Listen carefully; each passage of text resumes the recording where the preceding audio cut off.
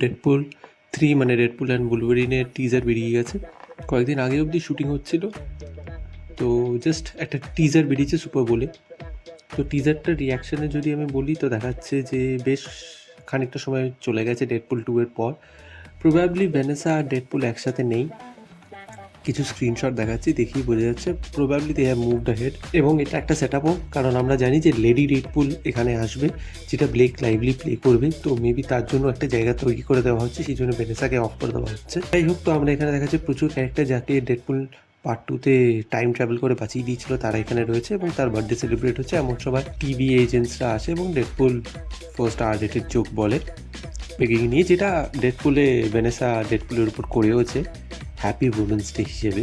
যাই হোক, তো তারপর টিভিএতে যায়, তো ওখানে ডেডপুলকে টিভি এর ব্যাপারে একটু জানায় এবং তাকে নিশ্চয়ই কোনো মিশনে পাঠায় যেখানে সে নতুন একটা স্যুট পায় এবং সে বেরিয়ে পড়ে। এবং এখানে আমরা প্রচুর টিভিএ যে প্রুন করে, যে টিভিএরা প্রুন করে যেখানে লোকেদেরকে পাঠায়, সেখানে যে ক্রিচার এলায়েত রয়েছে তাকে দেখতে পাচ্ছি এবং সেখানের ওয়ালটাকে দেখতে পাচ্ছি এবং সেখানে আমরা পায়রোকেও দেখতে পাচ্ছি এবং আমরা দেখতে পাচ্ছি ডেডপুল ওখানে টিভিএর লোকেদের মারছে এবং ওখানকার নিজস্ব একটা সিভিলাইজেশন সেট আপ করা হচ্ছে এবং একটা 20th সেঞ্চুরি ফক্সের একটা ভাঙাচোরা একটা স্টুডিওর মতন পড়ে রয়েছে। প্রবাবলি এটা আমার প্রেডিকশন, 20th সেঞ্চুরি ফক্সের যে ইউনিভার্সটা রয়েছে সেই পুরো ইউনিভার্সটাকেই প্রুন করে দেওয়া হচ্ছে। এবং টিভিএ, আমরা সবাই জানি টিভিএ কতটা ধান্দাবাজ, তারা তখনই কোনো ক্যারেক্টারের কাছে যায় যখন তাদেরকে তাদের দরকার হয়। তো টিভিএ যাচ্ছে, ডেডপুলকে রিক্রুট করছে, Deadpool as usual mace up করছে এবং পুরো যে ওয়ার্ল্ডটা রয়েছে সে তাকেই প্রুন করে দেওয়া হচ্ছে, পুরো ইউনিভার্সটাকে প্রুন করে দেওয়া হচ্ছে। এটা ঠিক হতেও পারে, না হতে পারে, এটা আমার প্রেডিকশন। এবং এখানে প্রচুর স্যাভেজ ল্যান্ডের একটা আপনি দেখুন স্ক্রিনশট রয়েছে, স্যাভেজ ল্যান্ডের একটা কল আউট রয়েছে এবং সিক্রেট ওয়ার, যেটা নতুন সিক্রেট ওয়ার হয়েছে যেখানে ডক্টর ডুম বেলেন, সেটার একটা কমিক বুক পোস্টার পড়ে রয়েছে এই সিনটায় দেখুন। এবং আমার মনে হচ্ছে যেহেতু প্রুন হয়ে গেছে, হয়তো এটা মার্ভেলের নেক্সট অ্যাভেঞ্জার্স মুভিতে ইউজ করা হবে, বা আমি শিওর নই, বা এটা ইউজ করা হচ্ছে না, এটাকে জাস্ট একটা জোক হিসেবে ফেলে রাখা উচিত। Either of the two is applicable.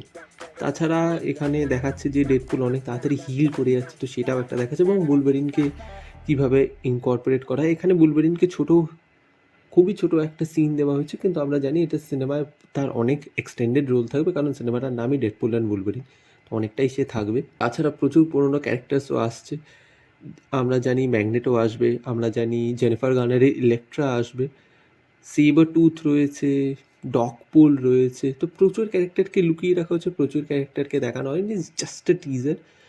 তো দেখা যাক কী হয় কী না হয়, আশা তো রয়েছে। আমার মনে আছে একটা সময় ডেডপুলের বাজেট কাট করে দেওয়া হয়েছিল ফার্স্ট পার্টের সময়, এবং রায়ান রেনল্ডসকে নিজের অডিশন টেপ লিক করা হয়েছিল যাতে সিনেমাটা তৈরি করা হয়, ফ্যান্সদের ভিতর একটা চাঞ্চল্যকর কিছু তৈরি করা যায়। সেখান থেকে এখন সে বলছে সে এমসিইউ যে আনবিটেবল ছিল প্যান্ডামিকের আগে অবধি, তার জিসাস, তার মাসিয়া, মানে ভাবা যায় সময় কীরকম পাল্টে যায়। তো never give up on year Hopes, and never give up on Deadpool. দেখা হচ্ছে পরের ভিডিওতে, বাই।